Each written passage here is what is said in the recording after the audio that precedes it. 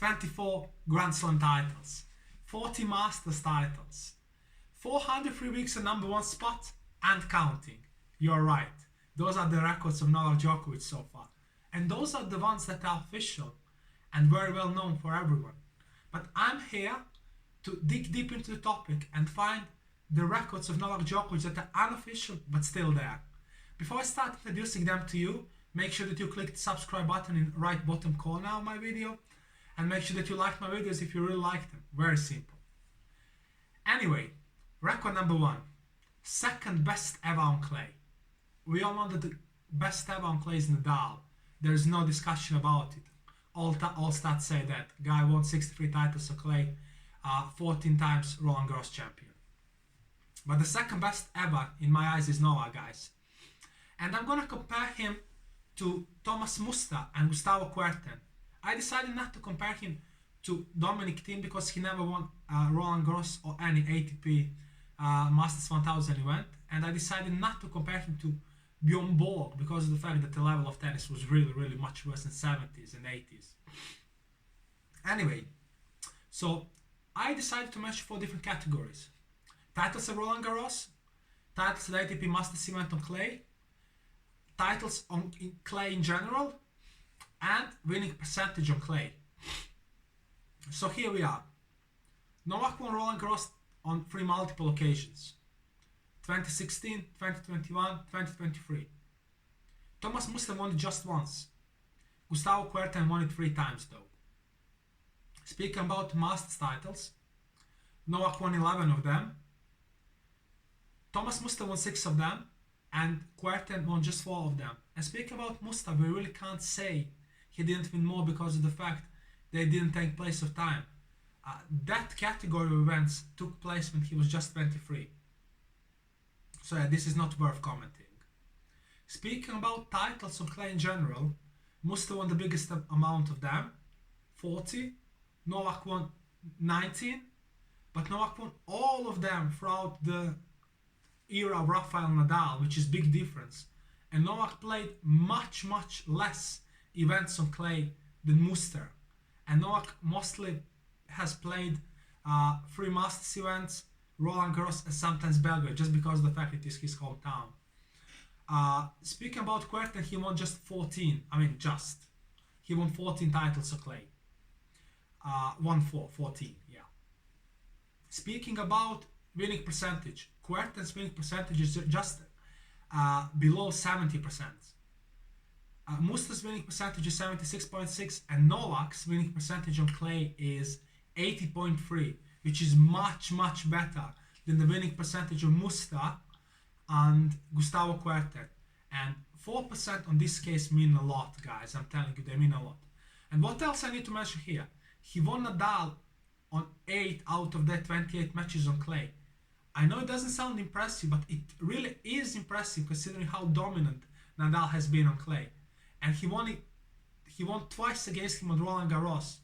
He beat him twice, and Nadal has 3 losses on Roland Garros in total, and 2 out of 3 came to Novak. So yeah, in my eyes, Novak is really second best ever on clay, and I think I've given you the stats that cover my story.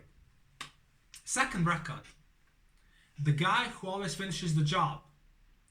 Speaking about his dominance, Novak is the guy who is, when he takes control of the match and when he is in charge, he finishes the business on 99.9 different percent of the occasions. And he lost only 4 matches after having match points. And I'm gonna compare him to 2 of his greatest rivals. I'm not gonna compare him to other players because they're not on that level and they didn't play that many matches. So Nadal lost 8 matches when he had match points, and Federer lost 24 matches, which is ridiculous considering what kind of tennis legend that guy is. He lost 24 matches after having match points. Ridiculous, crazy, difficult to believe. Speaking about losses after 2 sets up, Novak lost just 1 match, Nadal lost 3 of them, and Federer lost 4 of them. The only loss for Novak after having been 2 sets up took place against Jürgen Melzer at Roland Garros 2010. So yeah, just one match, and after having a lead of 2-0 and just 4 losses after having match points. Do not forget the fact that he has been on tour for exactly 20 years, and do not forget the fact that he has played exactly 1,300 matches. So I think those are the stats that definitely prove this theory and this unofficial record of his. Record number 3. Best all-court player ever.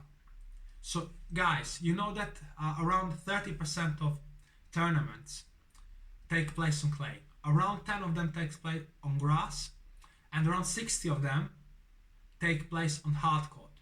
So here there are the titles that they have, and the percentage of titles and their winning percentage on each surface for each of them. I'm speaking about big 3, of course.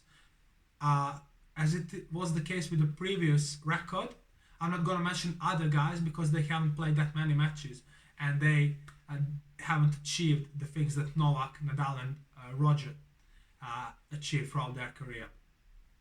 So Federer's winning percentage on hard court is 83.4, on clay just 76.1, I mean just, and on grass 86.8. So you can comfortably conclude that his winning percentage on clay is not that awesome considering what kind of player he was. Speaking about Nadal, his winning percentage on hard is 77.6, on clay 91.3, and on grass 79.1. You can also see that his winning percentage on grass and hard court is good, pretty good, but not even close as it has been the case with clay. Speaking about Novak, his winning percentage is above 80% on each surface, which is absolutely out of this world. 84.8 on hard, 80.3 on clay, and 85.8 on grass. I'm also going to tell you that Federer won 71 out of his 103 titles on hard, 2 on carpet, just 11 on clay, and 19 on grass. I'm just going to say just once again, just 11 on clay, considering that it is just around 11% of his titles in total, and around 30% of the tournaments take place on clay. Speaking about Nadal, 25 titles on hard, 63 on clay, just 4 on grass. You can comfortably see that 4 titles on grass do not prove the fact that he is that equally good on each surface. And you can also see that 25 titles are not that awesome for such a great player like Nadal, considering the fact that around 60% of tournaments take place on grass. Now we are coming to Novak. His stats are the most equal, and that's why he's definitely the best all-court player ever. So, 71 titles on hard court, 19 titles on clay, and 8 titles on grass. So, 71 out of 98 on hard, 19 out of 98 on clay, which is kind of equal considering how many tournaments take place on clay, and 8 out of 98, which is around 9% on grass. And we know that just around 10% of the tournaments take place on grass. And this is something that absolutely proves his dominance on each surface. And yeah, I think I gave you 2 good reasons, guys. I think I gave you the ones that are relevant and valid, and they're related to winning percentage on each surface and the titles on each surface. So yeah, that's it for this video, guys. Stay tuned, stay blessed. I'm gonna ask you once again to click that subscribe button on my channel and like the videos if you like them. Stay tuned, more high quality content is coming these days. Cheers.